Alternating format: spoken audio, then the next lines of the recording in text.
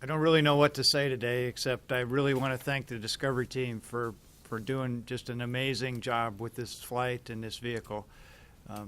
When I think of the Discovery team, I think not only of the folks that did all the processing that made this last flight just as perfect as it could be, but all the folks that throughout the history of the vehicle have participated and made this vehicle what it is. When I think back to the Downey and Palmdale guys and the folks we've worked with throughout the years, they're all part of the big Discovery team that pulled all this off and gave us just a phenomenal flight, a phenomenal way to see the end of the Discovery vehicle. But again, I think its legacy will be the future.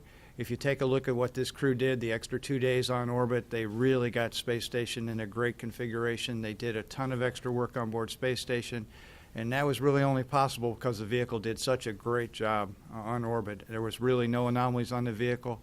It came down to the ground exactly the same way, looked extremely clean underneath. But that extra work and to get Station really prepared is really going to set us well up for this next research period, because there would have been a lot of work being left for the Station crew to go work through with the HTV arriving and the ATV arriving, and then also Discovery leaving the PMM. So they just did a phenomenal job.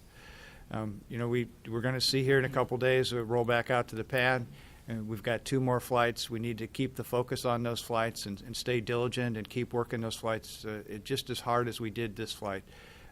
Space flight doesn't come easy, as we all know.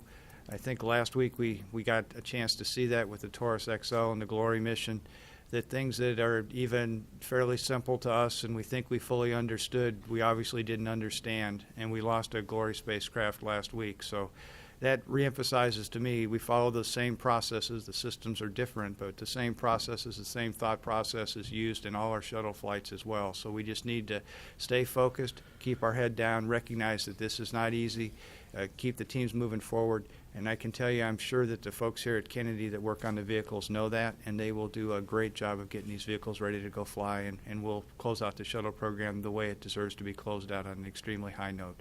But again, I can't thank the Discovery team enough for what they've done. They just did a phenomenal job today. The vehicle was just awesome. So, Mike? Thanks, Bill. Yeah, I'll echo that and say that it was really a triumph today for the whole entire Discovery team. The vehicle was in fantastic shape. It flew the whole mission in really great condition. The thermal protection system looks fantastic, and it was beautiful.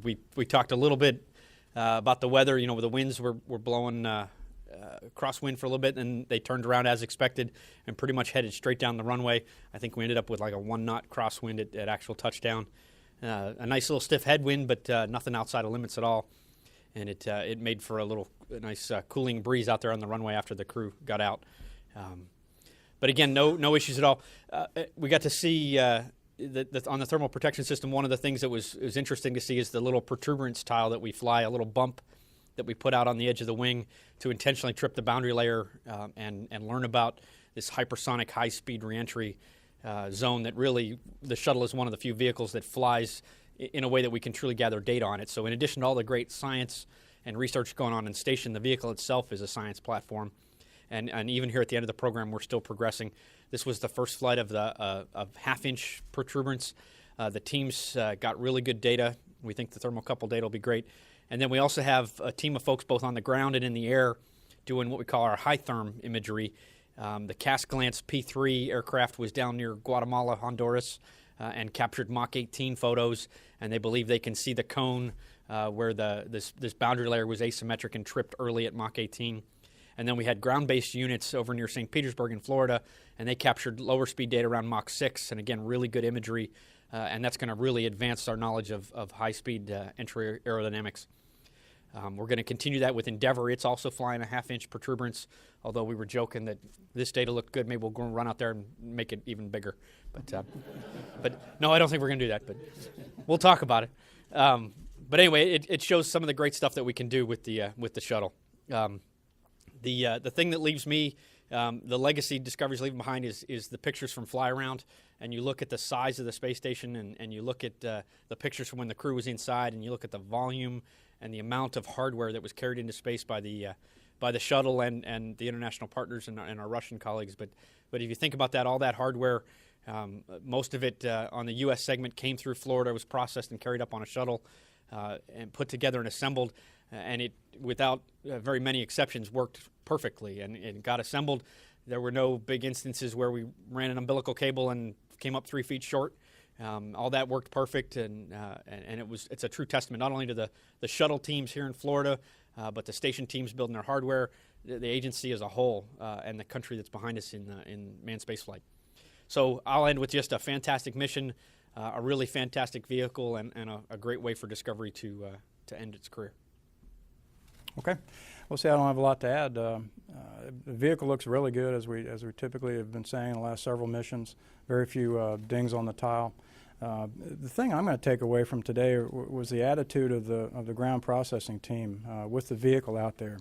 As soon as wheels stopped and the convoy made its way up to the vehicle, and then the ground crews made their way up to do the initial safing, the purge, and the cooling unit attachment, and the assessment of the vehicle, they did that today like they did it the last mission of Discovery, 10 missions of Discovery ago, 20 missions of Discovery ago.